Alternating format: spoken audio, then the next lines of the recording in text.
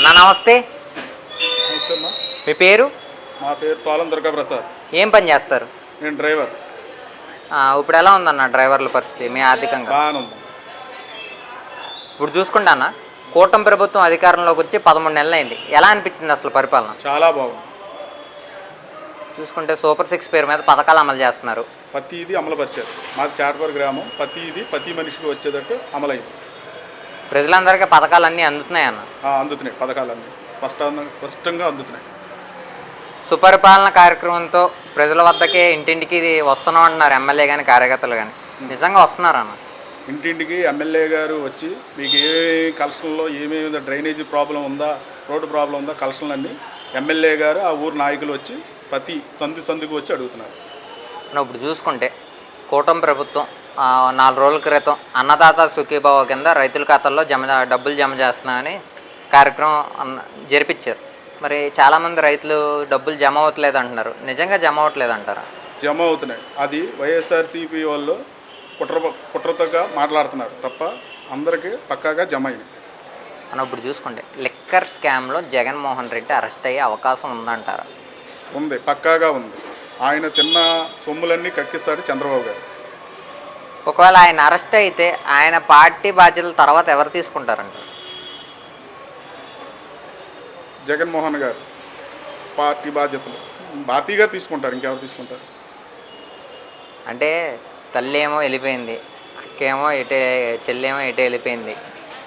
మరి భారతీ గారు కూడా ఇదిగా ఉన్నారు కదా. ఇంకా పార్టీకి నామరూపాలు ఉండవు ఇంకా త్వరలో. మనం ఇప్పుడు చూసుకుంటే వైసీపీ వారు కూటమి ప్రభుత్వంలో వ్యతిరేకత వచ్చిందని ఆరోపిస్తున్నారు. నిజంగా కూటమి ప్రభుత్వంలో వ్యతిరేకత వచ్చిందంటారు? వ్యతిరేకత గట్ట ఏమీ లేదు. అది వైఎస్ఆర్సీపీ మైండ్ గేమ్ ఆడుతుంది తప్ప అందరూ అంతా బాగానే ఉంది. కూటమి ప్రభుత్వం సమృద్ధిగా పనిచేస్తుంది. అంటే జగన్మోహన్ రెడ్డి మొన్న మాట్లాడుతూ నూతనంగా ఒక యాప్ ప్రవేశపెట్టాడు. ఆ యాప్లో వైసీపీ కార్యకర్తలు అందరూ నమోదు అవ్వండి, అందులో కూటమి ప్రభుత్వం అధికారులు కానీ ఎమ్మెల్యేలు కానీ మిమ్మల్ని ఎవరినైనా ఇబ్బంది పెట్టినట్టయితే అందులో నమోదైతే మీ సమస్యను మేము పరిష్కరిస్తామంటూ జగన్మోహన్ రెడ్డి వ్యాఖ్యలు చేస్తున్నాడు. జనాల్ని రెచ్చగొట్టడమే జగన్మోహన్ రెడ్డి పని.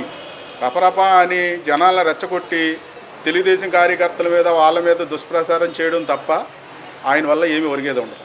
అంటే 2.0 పాదయాత్ర అంటున్నాడు. పాదయాత్రకి ఎవరూ స్పందించరండి అన్నగారు. ఇప్పుడు చూసుకుంటే ఎవరు మీ ఎమ్మెల్యే గారు? మా చింతమనేని ప్రభాకర్ గారు. ఎలా ఉంది ఆయన పరిపాలన? చాలా బాగుంది.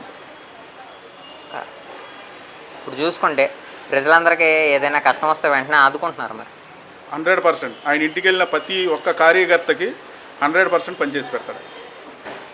అన్నా క్యాంటీన్ల పరిస్థితి ఎలా ఉందన్న? ఇప్పుడు చాలా బాగుంది. నేను ఈరోజే వెళ్ళే పరిశుభ్రత కానీ భోజనం కానీ టిఫిన్ కానీ మంచి క్వాలిటీగా ఉంటుంది. అంటే గత 5 సంవత్సరాల్లో జగన్మోహన్ రెడ్డి హయాంలో చంద్రబాబు గారు దిగిపోయే ముందు అన్నా క్యాంటీన్ బాధ్యతలు జగన్మోహన్ రెడ్డికి చెప్పారు. అవసరమైతే మీ నాన్నగారి పేరు పెట్టి నువ్వు అన్నా క్యాంటీన్ నడిపాను. మరి జగన్మోహన్ రెడ్డి ఎందుకు పేదల కష్టాల ఆకలి ఎందుకు పట్టించుకోలేదు అంటారు? జగన్మోహన్ రెడ్డిది ఒకటి ఆయన ఏం చేయకపోయినా చేసినట్టు చెప్తాడు తప్ప వేరే వాళ్ళు చేసే మంచి పనులని గ్రహించకుండా దుష్ప్రచారం చేయడం తప్ప జగన్మోహన్ రెడ్డి వల్ల అవ్వదు. ఇప్పుడు చూసుకుంటే పోలవరం ప్రాజెక్టు, ఇదే పోలవరం ప్రాజెక్టు గత చంద్రబాబు గారి హయాంలో 75% పూర్తి అయిపోయింది. 75% పూర్తి అయిపోయినప్పుడు మిగిలిన 25% జగన్మోహన్ రెడ్డి హయాంలో పూర్తి అయిపోవాలి. మరి ఎందుకు పూర్తి అవ్వలేదంటారు? పూర్తి అవ్వదండి. వాళ్ళు ఏ పని చేయరు కదా. చేయకుండా ఇలా రఫరఫా అని వేరే దుష్ప్రచారం చేయడం తప్ప మైండ్ గేమ్ ఆడతాడండి జగన్మోహన్ రెడ్డి గవర్నమెంట్ అంతా. మైండ్ గేమ్ తప్ప ఏ వర్క్ ఏమీ చేయదు. ఎక్కడైనా సరే మమ్మల్నే కాదు ఇంకెక్కడైనా సరే సేమ్ అదే చెప్తారు జనం. ఈ 5 సంవత్సరాల్లో పోలవరం ప్రాజెక్టు పూర్తయి అమరావతి రాజధాని పూర్తయ్యే అవకాశాలు ఉన్నాయంటారా? అవుతాయండి. 100% అవుతాయి.